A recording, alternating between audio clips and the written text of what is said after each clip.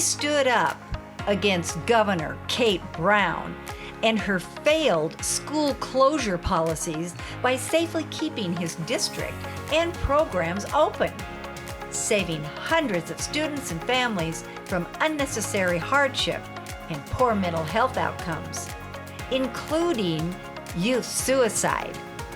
He is a father, husband, award-winning teacher and coach, longtime K-12 school superintendent, non-partisan policy advisor, and tree farmer. He is loved and admired across the state by the people of Oregon for his non-judgmental approach and ethos of always standing up to do what's right, even in the face of adversity, to fight against agenda-driven policies and politics as usual. Parents' Rights in Education was proud to endorse him for his recent primary bid for Oregon governor. He was an inspiration, proving Marc Thielman has a future in politics.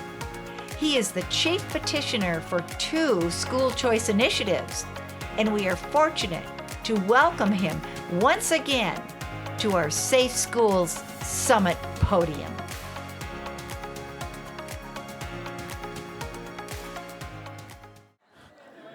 So what happens to a school superintendent who takes on the government and wins multiple times and then leaves his job and models for the whole state faith, and so that he could dedicate himself to running for governor, then not win the governorship? What does a guy like that do? Well, 1, you're unemployed, and 2, because we live in the greatest country on the planet, in the best state, in my opinion, in that great country, you get to pick yourself up and resurrect yourself.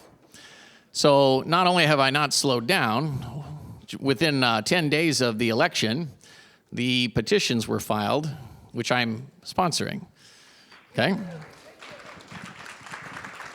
And it really is interesting because I was really surprised. So the petitions get filed, and then I'm waking up in the morning because I don't have to get up at 5 anymore to drive all the way to Alsea, and it's Donovan from Lars Larson's show. Anybody ever talked with Donovan? Yeah, he doesn't talk very long. He's very matter of fact. And he says, Mark, pretty impressed you got these petitions filed. And I'm like, yeah. He goes, we need you on the show at 1 o'clock. I go, okay. And Lars Larson said something that was profound, and it's a message for all of us in this room, because I don't know about you, but after a lot of the themes we listened to today, I'm either overwhelmed or depressed. I'm not sure. So I want to pick you up a little bit, because my job is to talk a little bit about the school petitions and what they're for, but also to model for you this thing called influence and what influence means. Okay, influence is not necessarily money, right? But influence drives movements. It drives ideas, and eventually that becomes policy and law. And where's the rep from Washington? Is he still here? He probably got out of here as quick as possible. Thank you. Yes. You set me up beautifully for this. And the best part about it is when you have influence, that's what I learned from losing in the governor's race, is I was like, wow. All these people still believe in me. Just heard it during the break. All these people still have your signs in their yard, right? Yeah. So a couple of things that I've been doing, because everybody's been wondering. One is I started a podcast. I've done 2 episodes already, and we got hundreds of downloads, and I did not expect such a positive result, and we'll be pushing that out. It is on Spotify. It's called The Good Fight with Marc Thielman. But when you tie that in, the reason I got The Good Fight was actually from Lars Larson, because he said, man, Mark, you're not a person to sit around and lick your wounds. I am really impressed that right after losing such a hard-fought campaign, you would immediately turn around and file these petitions. And it was profound. And I said, well, Lars, it's the good fight. I consider it work worth doing. So raise your hand if you think being a parent or grandparent is work worth doing. Anybody? Yeah. Can we have a little bit of truth? Having children and raising them, it's no different if you take the the concept and nature of leeches, right? How many people like leeches stuck on their legs? Anybody? Draining your vital blood and resources, right? Infecting you with whatever's in the swamp, right? But when it comes to children who are similar, right? Because they're expensive. I had 7 kids and then eventually 9, and I'd come home and open my wallet, just like the little bird, you know, when the birds come in the nest and you stuffing all that stuff in there. But when it comes to our children, that same kind of drain, in a sense, that hard work, the exhaustion, the having to go to a school event when you're tired, and there's joy in that. Even though it sometimes can be overwhelming and sometimes it can be rough, you know? Anybody ever had a teenager slam the door in your house? Anybody? Yeah, it's always a good one. And the thing about it is yet we find joy in that process. And raising kids is worth doing. It's part of this experience of being a human being.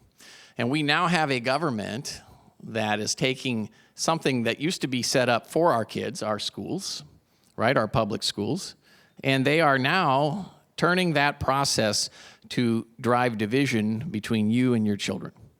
And it's been a slow and long process. So how do we turn that around? Well, in 2010, Republicans had half the House, and they actually passed a law called open enrollment. And I don't know who they were talking to at the time. I couldn't tell you. Some guy. It was me. And when they got that done, it was in the very end of the session, and what it allowed people to, during April, to kind of have a month to say, I want my kid to go to that school or that district. And the district couldn't stop them. So one of the things, though, that you don't know is that bill sunsetted and it went away.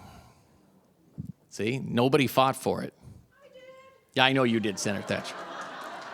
Yeah.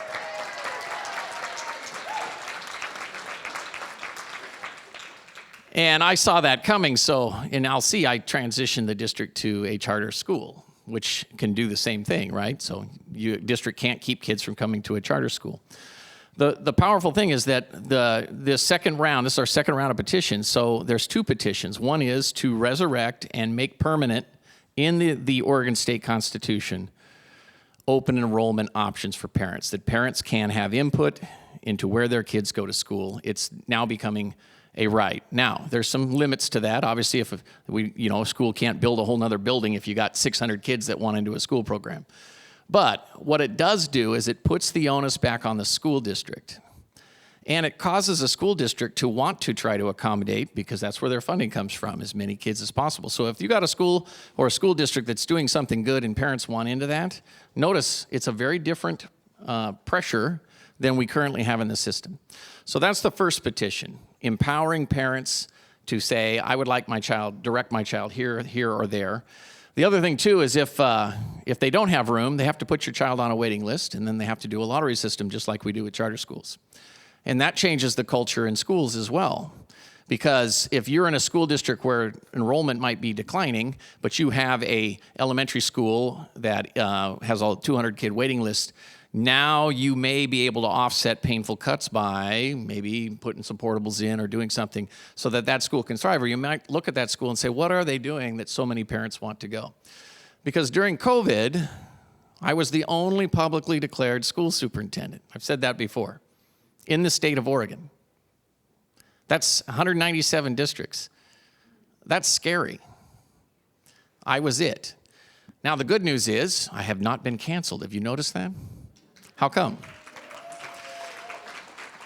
So the reason I haven't been canceled is I love using leftist tactics against them. Senator Thatcher knows she got all my emails, right? Why do you hate kids? I'm trying to stand up for the rights of kids during a pandemic. Why are you blocking the transfer of this child from Cascade School District to the Alsea School District? See, Colt Gill, Director of Public Instruction, right? And then, of course, they hit you with the lawyers. But again, I took Tyler Smith's example. I know school law very well, as you should start learning. ORS 339 is a good one. And then public records requests, ORS 192. Make sure you study those and study those processes. But the best is I learned to define terms before the left, people I'm trying to interact with can define them for me. So I really want to stress this. So in our first attempt at a petition, we tried to do two things, create some open enrollment, and they said, hey, that's 2 subjects. So they threw it out.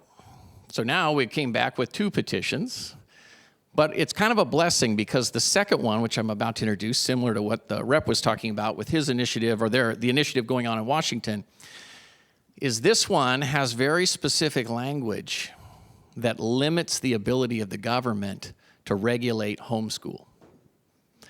Okay? It's really important to understand that.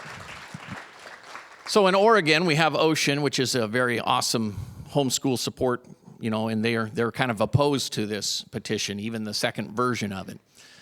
And I'm not here to judge any of that. I totally understand it. But I listened to those folks. And so when we were working on this new workup, I said, okay, now that we have this new workup opportunity, let's make sure we limit the ability of the government. So I'll try to read it on my cell phone here, as I want to do the exact words. And this is what the left does to us, right? That the agency has all authority to make any rules necessary to implement the will of this law, right? Well, that's what this does, except it limits the government. So see if you guys like this, because right now in Oregon, I don't know about Washington, but in Oregon, Governor Brown or the government has the right at any moment to decide if too many homeschool kids leave to regulate you in your home. And you won't be able to stop it. That's what the Ocean folks, they know that, but they're saying, well, right now they're not. Well, they're going to. If you got 41,000 kids, 700 and something million, wait till it hits $1 billion in Washington. Watch what the legislature starts to try to do. See, which is why Washington State needs to pass that initiative. Now, the other thing, too, is how do you beat the union? You beat the union by understanding what they are. They are a mob. They are a cartel. That's what they are. A mafia. See? So the last thing you have to be able to do, because we do this as parents, anybody been a parent and felt like there were times where they really suffered because they were a parent? Anybody? Harness that skill, moms and dads and grandparents, great-grandparents, because suffering is the business that you're going to need to be in if you're going to have influence and move the dial. So I'm now going to read you the single most scary sentence from the petition coming up.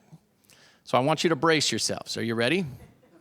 Because I guarantee you, I've got it on good authority, that the National Education Association even is concerned about what I'm about ready to read. Okay. Through the use of school choice accounts, which is what we call scholarships here in Oregon, you can call it whatever you want, okay? Families may customize the education for their children by including unique features like private tutors, technological devices, and educational services and therapies. Doesn't that sound nice? Scaring the crap out of the unions. What? We only want them to use the curriculum, tools that we tell them they need. So what it says is the parent is in charge. Even if they employ an independent teacher, who's in charge? The parent or the group of parents if they want to do a pod school. This is really cool stuff. If you want to get more details, because I won't have time to go over all this, but you can go to Education Freedom for Oregon.com. And we just posted a nice FAQ, which is what I'm going to read right here. There's a section that says, how will homeschoolers benefit from school choice amendment while being protected from regulation? That's the big change from the first round. It was in the first one, but it wasn't specific enough. So these words were written by homeschool families that we just talked to. I mean, it sounds like scary democracy, doesn't it? Go to homeschool parents and just say, what guarantee would you need? And some of them said there is no guarantee. And I said, well, okay. And most of them said, they can't tell me what to do in my own home, educating my own child. Okay. Well, so we went to some legal people, and here's what it says. This is, so the first was sentence number 1 that's scary. Parents are always in charge, no matter what. That you can never box them in and say, you have to go to school here, and you have to learn this, and you have to do that. Number 2, it says here, parents who choose to have a school choice account cannot be forced to change their creed, teaching credentials or qualifications, curricula, or education practices. The government cannot come into your house and tell you what to do. Now, this will be a constitutional amendment, and it is the best protection because right now you don't have any. And if you think for 1 minute we don't win this fight in the coming months and years, that they won't come in and regulate you, I got news for you, they will. Yes, it's fun. And I love it when I check my email every day because it's like anticipation of dread, right? This person's really mad at you, Mark. See? Well, okay. They're really mad at me. All right. The thing about it is nobody likes being criticized. But right now, you parents, if you don't conform, you will be considered terrorists. That's what you will be considered. And that's what that health policy stuff was. By the way, that health policy thing was great, the Lynn County person, wherever you are. That was awesome. Okay, what you don't know is I got a call from the medical people up in Lebanon, the ones trying to put on that program. And they said, Mark, it doesn't do any of this. This program doesn't give hormones or anything. And I go, oh, well, send me your stuff. So they sent it to me. And then, of course, they call back. And I said, yeah, but it says here that you can, administer any medical care without it. Yeah, but we're not gonna. Oh. Okay. I mean, they were begging me, Mark, you were influential in Lebanon, so many people, your signs were everywhere. Can you please intervene with this group on Telegram and blah, blah, blah. And I said, all right, well, what do you want from me? Because I'm not gonna do that. And they said, well, could you at least say that, the clinic being in the school isn't a problem? And I said, no, I can't say that either. This is a true story. This really happened. I said, you want me to tell you what to do if you really want your little program to move forward? And they go, what? I go, don't ever put it in a school.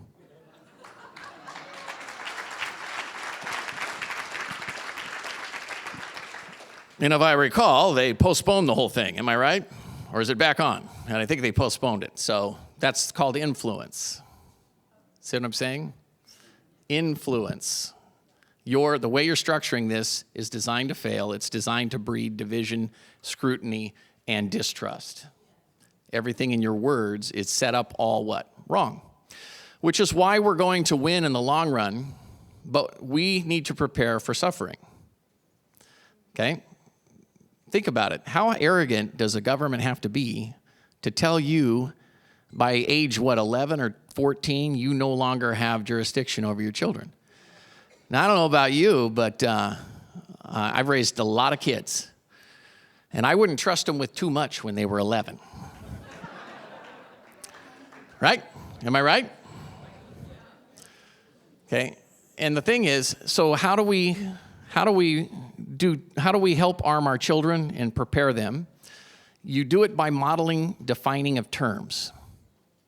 So there was a big famous one. I did this in one of my podcasts. Senator, was it Hawley or Halsey, right? And then there was the woke professor at a hearing in Congress, and she was saying people with the capacity for pregnancy, and he asked the question, are you referring to women, or would that include women? And of course, she starts lecturing, him, and then she accuses him of being a transphobe. And am I right? And and he did a good job. I thought he handled himself well, but I highlighted it in my podcast because my job, the good fight, is to teach each and every one of you in the good fight how to win in those individual little conversations and arguments, because that's what builds what? Influence.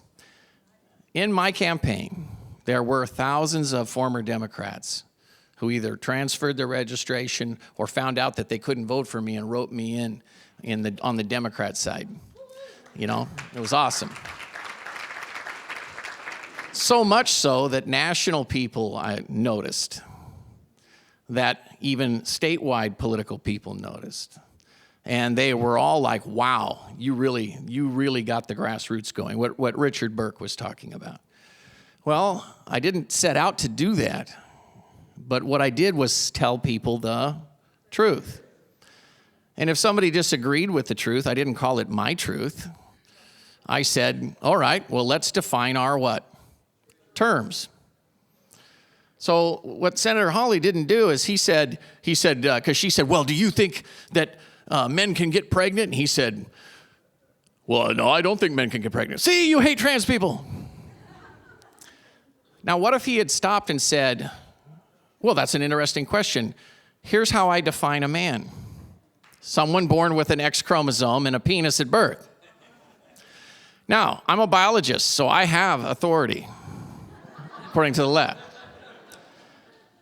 And I said in my podcast, this is what made it popular, is I said, now, good fight, let me give you some good data. I am here as a credible biologist to tell you the number of, quote, men who have birthed children, as defined by born with a Y chromosome and a penis. And that answer is 0. There have been 0 in the history of all humanity. That is a biological, undeniable fact.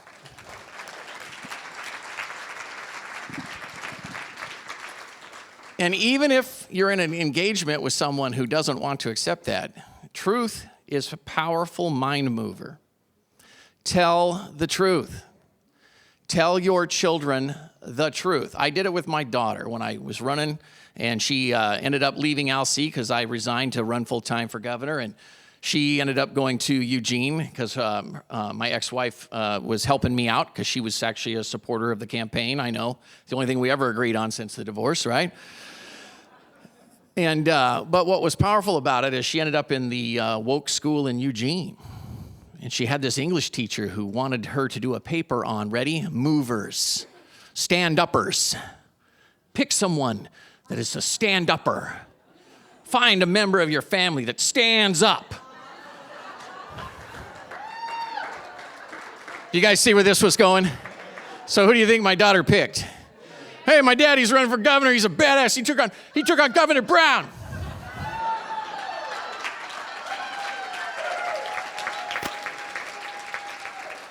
And what was cute is I even put it in a newspaper article because I was so proud of her. At the same time, I told her, don't do that. And my daughter, she got emotional. She even cried. I was talking to her on the phone, and she said, Dad, you're one of my heroes. Well, I appreciate that, honey, but your teacher is not rational. No, she ended up getting, she's got like 4 A's, 2 B's, and 1 D. Guess what the D was in? She ended up with a D in that English class. And I told her at the end, she was like, she thought I was going to be really mad. And finally she told me, I said, well, I got your report card. And she just starts crying. And I said, well, honey, next time just listen to your old man. I said, I was preaching the wisdom to you, but I got to say, part of me's pretty proud of you. See? So the beauty of this is, and I cannot tell you enough, I'm here to tell you the truth. We are winning this fight, which is why they froze funding in Washington state, because they knew there were going to be tens of thousands. So now they get to keep their 700 and something million temporarily. In Oregon, it's a 2-year biennial budget, so that rate per student is fixed. But there's still a hit because they have to do a new one. So here's the last piece, and I'll just want to close with the petition and why what they did in Washington was so smart and what we're doing here, allowing the local school district to keep some of the money. Right now, when budget times come, in any school district in the state, they do not include homeschool kids in their school-age children count. So they get no funding. So those kids don't even come up in the budget as existing and needing money.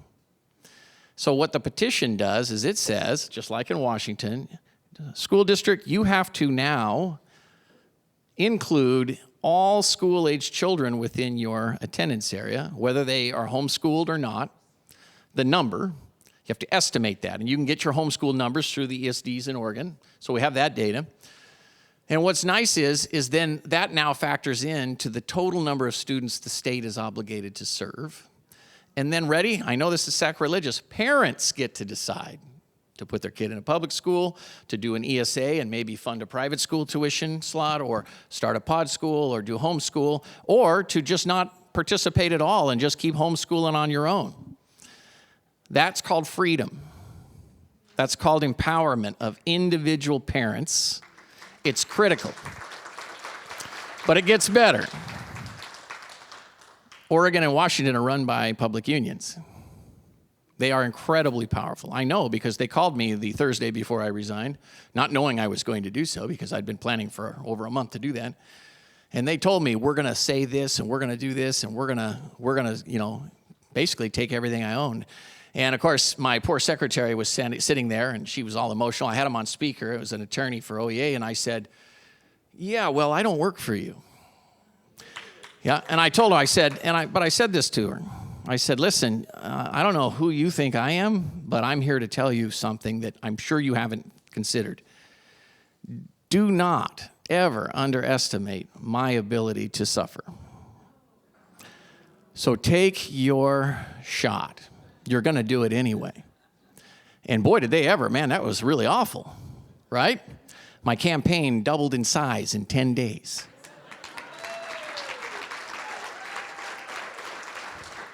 But it was definitely painful. I was betrayed by friends. I was cast off. Tyler Smith knows. That's why he kept looking over at me, right? It was a lot of fun. But the power of it is the influence what? Grew. Influence is our best savior right now. In the same way, each and every one of you becomes your first teacher for you're your child's first teacher. And as a grandparent, you are your grandchild's first source of age and wisdom. And I mean that in all sincerity. It's critical. Grandparents play such a critical role in multi-generational stability in families, all of which is under attack by this government. So I think I'm out of time, right? What? Okay, perfect. Got 5 minutes. Man, I'm actually on time. What's wrong with me? Okay. What? Go ahead. Mark, I just want to say, now, did I understand it right that the homeschool kids, if they choose to participate, they will have an account? Yeah. So the savings account, it goes to a nonprofit who, that way the parents don't have, the government can't come in and say, you took this money or you misspent this money. They can go to the nonprofit and do all that, so it leaves the parents out of it. The best part is if the parent doesn't spend all the money, it rolls over into the next year. And then it rolls over in the next year.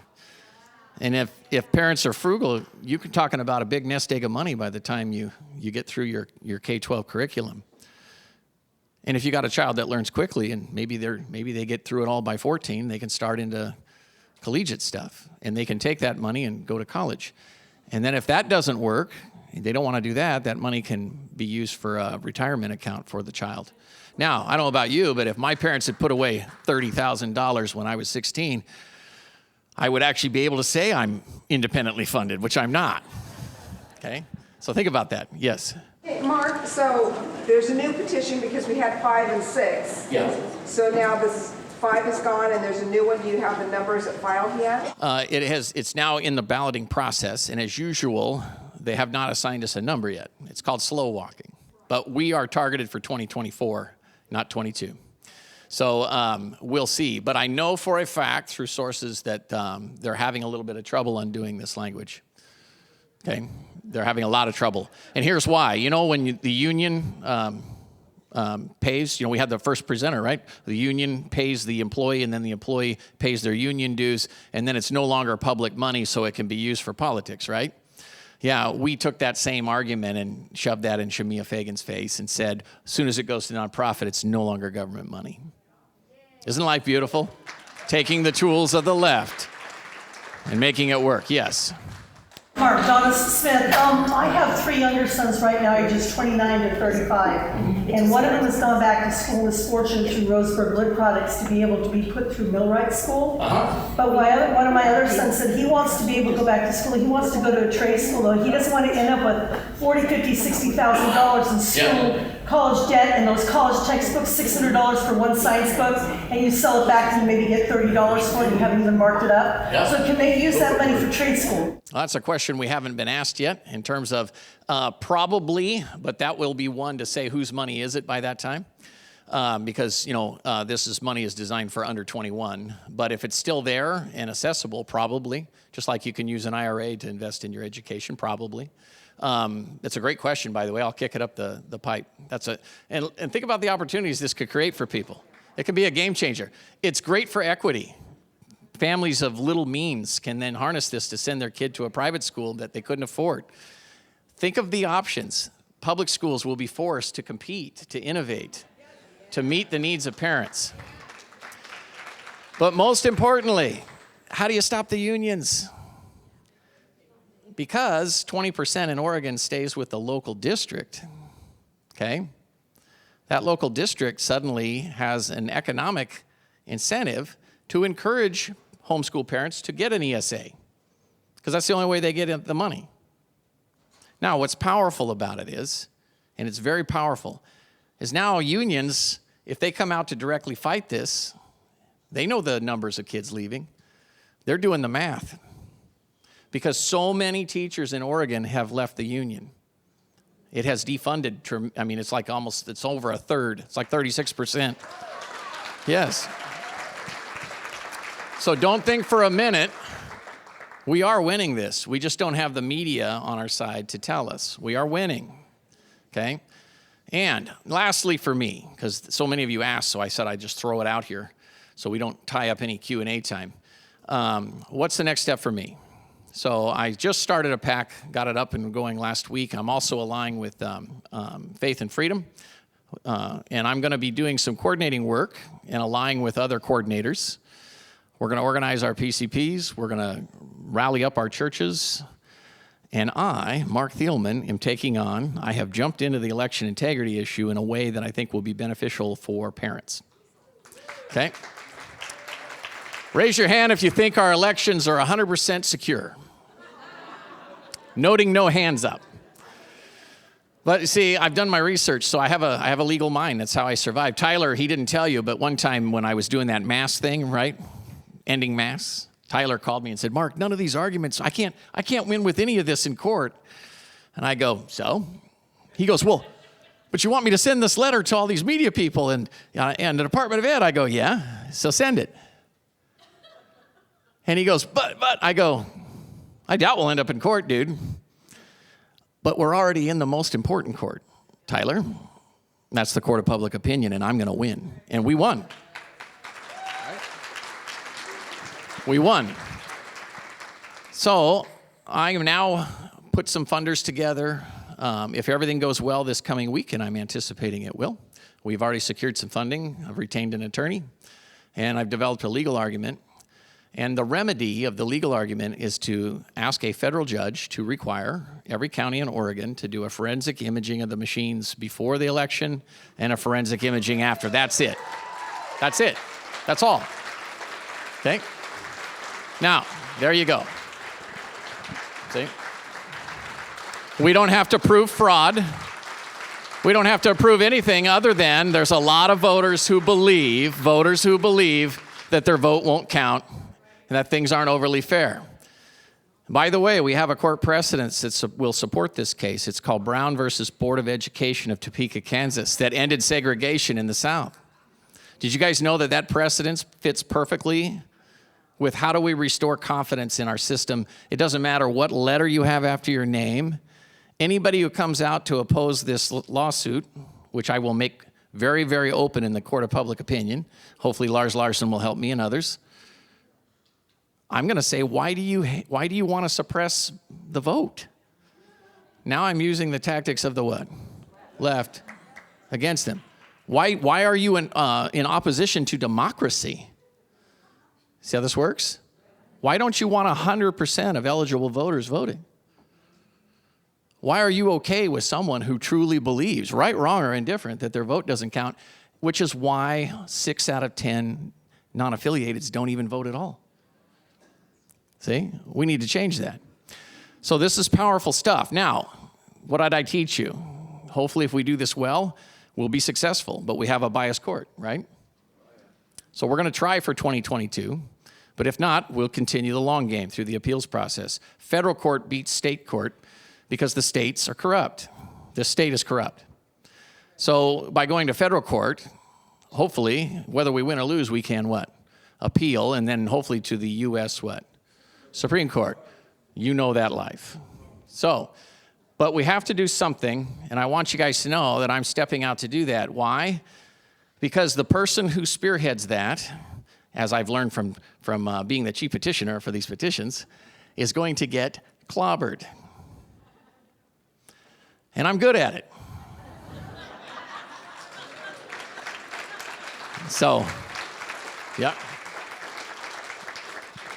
So I'll keep doing the thing that I'm good at doing, and hopefully we will be able to influence a tide here.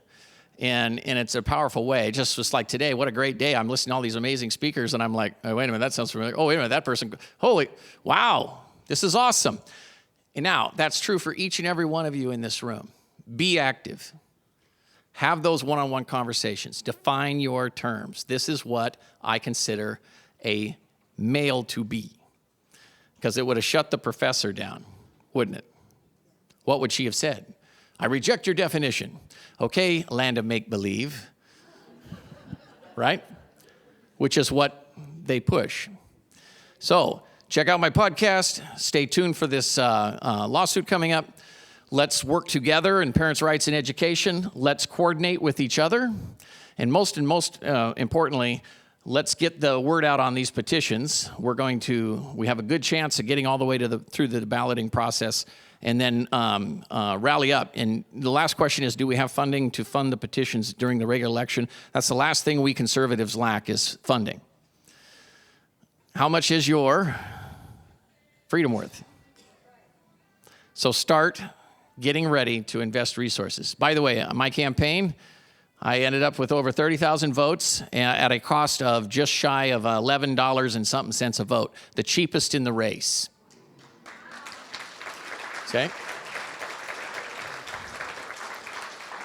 Imagine what I could have done with 150. I would have won.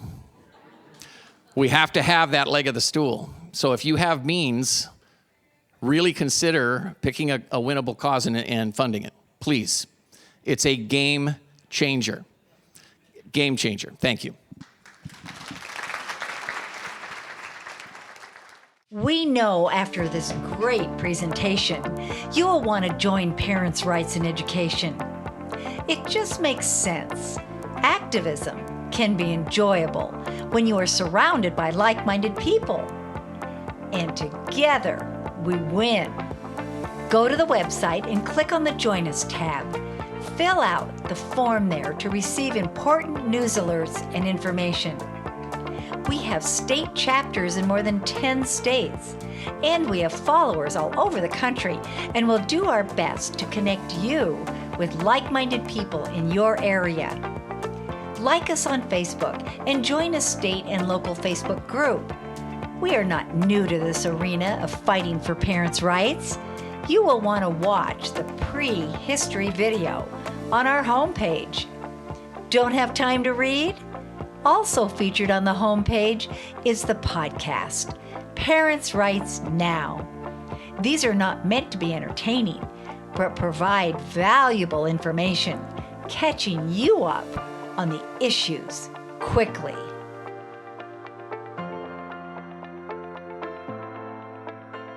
Would you like to contribute to our cause? We are a tax-deductible 501c3 organization. Click on the donate button on our website. We need your help, and we can't do it alone. Consider joining the 12 by 12 Club. Your gift of just $12 or more will help restore parents' rights across the country. Together, we are winning.